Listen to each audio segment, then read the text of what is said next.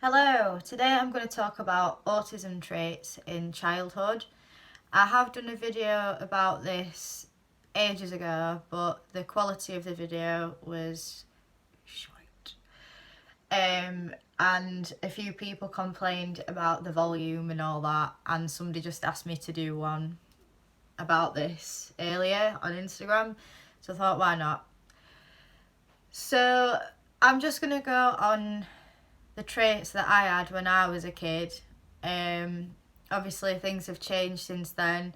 I'm still autistic, but I have spent years and years and years masking, mirroring, learning how to interact with people, learning how to have conversations with people, what's socially acceptable, what's not socially acceptable. I still slip up sometimes. Oh, what sarcasm is. But on the whole, I think I do pass for a neurotypical quite well these days.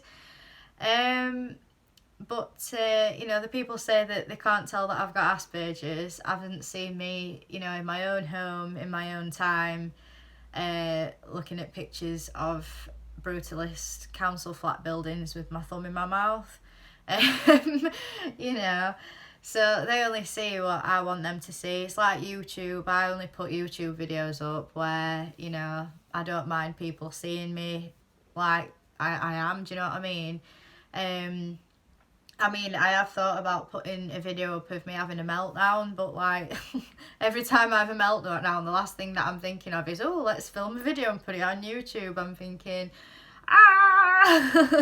it's the end of the world. And to be honest, I don't really want people seeing me in that state because I can throw a wobbler. So, yeah, let's not go there. Childhood traits of autism.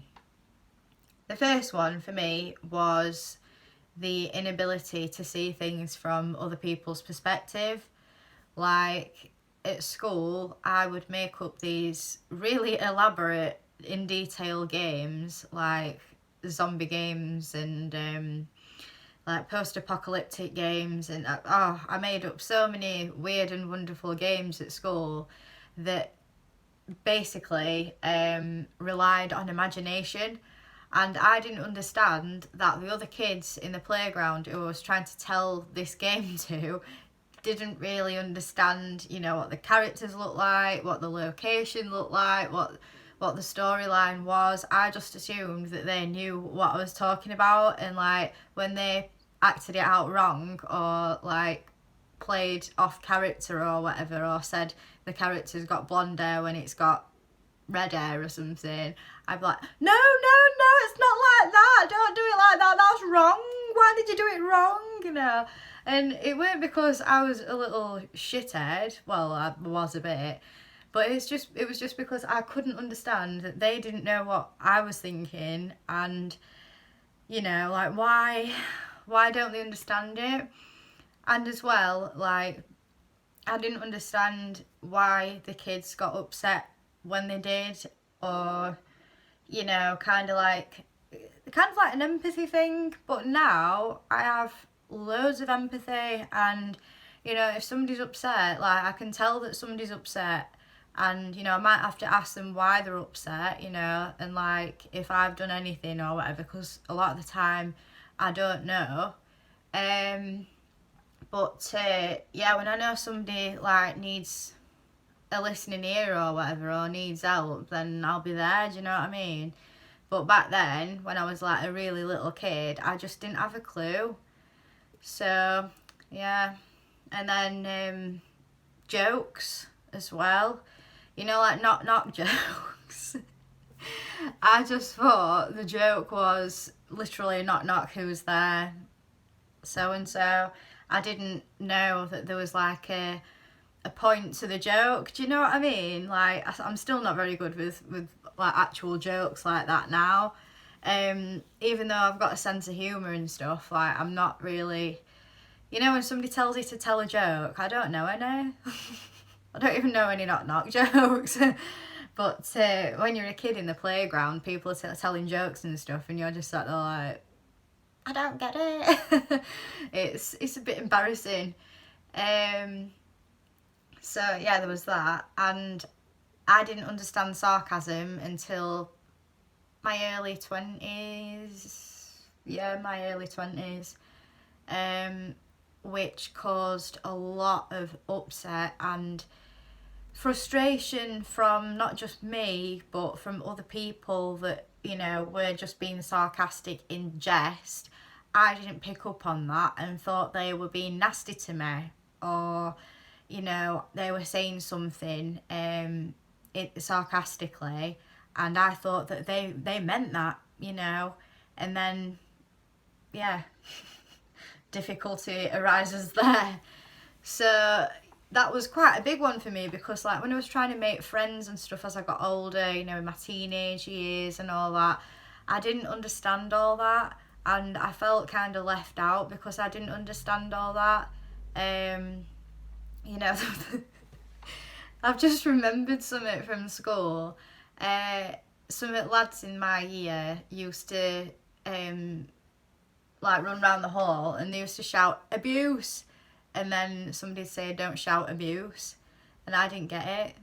I just thought they were telling each other to literally don't shout the word abuse, but they actually meant taking the piss out of the teachers, basically, because they'd obviously shouted actual abuse at people, like, you know, nasty names and stuff. Yeah, I just didn't get it. And then I can remember, like, I must have been, it weren't that long ago, and I just thought about it randomly, and I'm like, oh my god, I've got that joke now.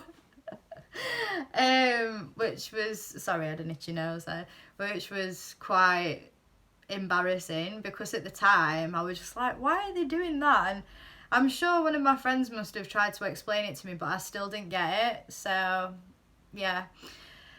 And also, when you don't get things like that, I think you're kind of labelled as thick and a bit slow. Oh, sorry, I've propped my phone on the dressing table, and it's got like 3 mirrors, like one of them old dressing tables, so sometimes it like ends up being like that. Like, hello.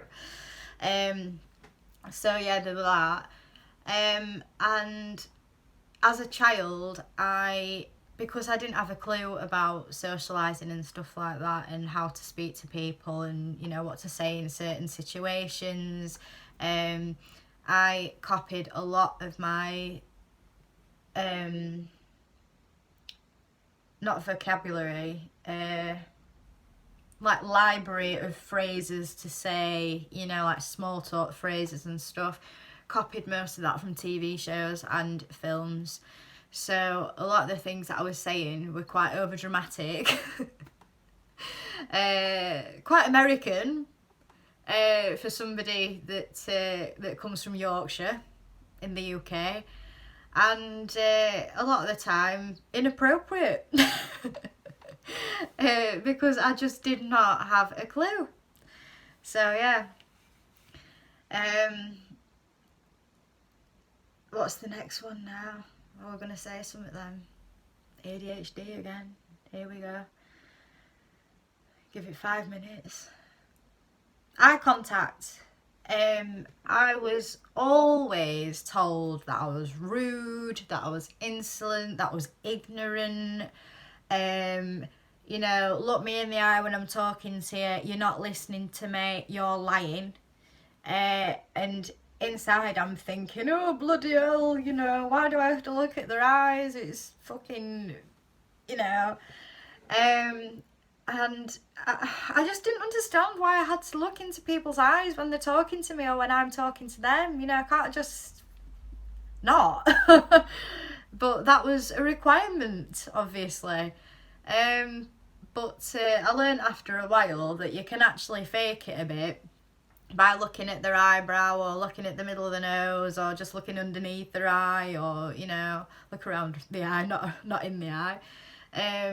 And you get away with it, and I've not had any complaints since. So yeah, like, I still can't do eye contact, and I've tried to. Like, I had a meeting the other day at work, and my manager, my senior, was looking in my eye, and I ended up looking in her eye as well. And after a bit, like, I had to keep looking away, like, and then coming back to it, so that I didn't look rude. You know, she knows that I've got Asperger's and that, so she probably thought, you know, it's not being rude, it's just the Asperger's, or she probably never noticed at all, I don't know. But yeah, I had to, like, look away at the door and then, like, come back, you know, regroup a bit. But when I was a kid, I used to get done for it all the time, like, constantly. In school as well, you know, it used to be in my school report, Anna is ignorant, she doesn't listen, when really I did listen, you know, and I thought I was communicating well, but because I couldn't look in people's eyes, that was seen as a bad thing. So yeah. What's next?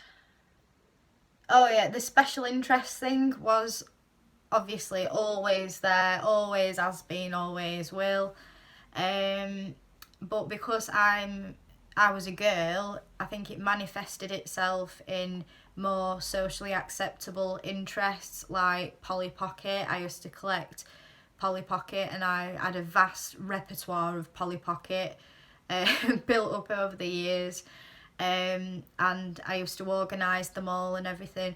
Then later on it was Pokemon cards, and I could memorise the whole Pokedex from start to finish. The first one, because that was the one that was around when I was young. I'm old. But yeah, I could memorise that for ages. Like, it didn't take me long to memorise it either, because I was so interested in it. And then it was Kings and Queens. I had this Collins Gem book of Kings and Queens, memorised the whole monarchy chronologically from start to finish since Boudica, I think it was. Boudicca. I don't even know how you pronounce it.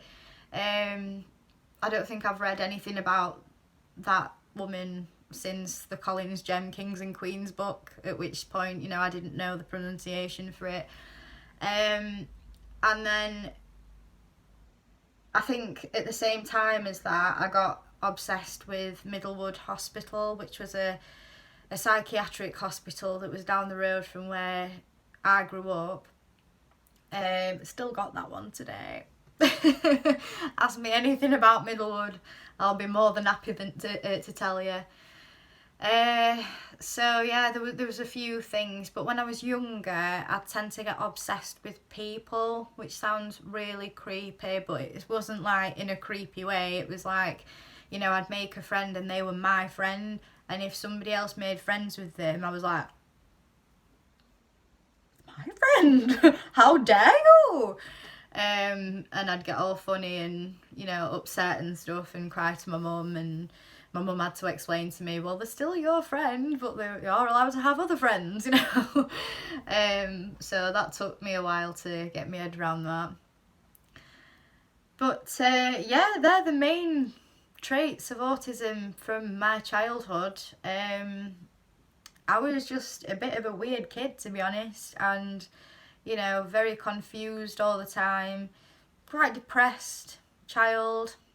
You know, I had my the highlights of my childhood, I should say. You know, I had a very normal childhood.